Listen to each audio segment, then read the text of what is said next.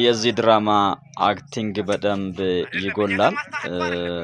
ምክንያቱም የነጠላ አለባበስ ሌላ ደግሞ እንዲሁም የማማተብ አለ እንደዛም ደግሞ ቀጥሎ የተሰጠው ሐሳብ የመዘባረቅ አለ። ስለዚህ አክቲንግ ስለሚጎሉ እንደገና ሪያርጋችሁ ብትሰሩ ወይም ሌላ ሰው ብትቀይሩለት ብትቀይሩ ማለት ነው። በደንብ የሚወጣ አክቲንጉን በደንብ የሚወጣ በደንብ መተወን የሚችል ሰው ብታረጉ በጣም ጥሩ ነው ብዬ ሐሳብ ሰጣለሁ። ስለዚህ ለአሁኑ አልተሳካም። ልጁ አይችልም አክት ማድረግ አይችልም መተወን አይችልም። ሌላ ሰው ብትቀይሩ በደንብ ነው የሚወጣላችሁ። በርቱ በርቱ።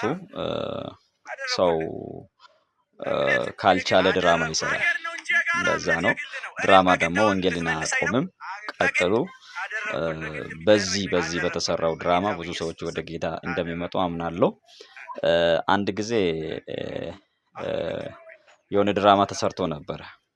መጋዘን ተከራይቶ አንዱ ኮርኒስ ውስጥ ገብቶ ኢየሱስ ብር ይበትናል እያሉ ማውራት ጀመሩ። ከዛ ብዙ ሰዎች ብር ፈለጋ ወደዛ መጋዘን መሄድ ጀመረ። ከዛ ወደዛ መጋዘን ሄዶ ብር የፈለገ ሰው ብር አግኝቶ ወጣ ከዛ መጋዘን።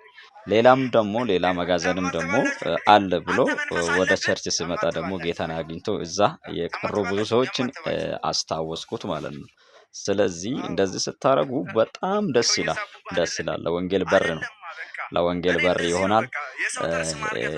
ግን ልጁ ተወና ላይ በጣም አልቻለበትም። እንደዛም ደግሞ ማነው ሰውየውም ልጁን የማወራው አልቻለበትም። ሌላ ሰው ቀይሩና በደንብ መተወን የሚችል ሰውና ከዛም ደግሞ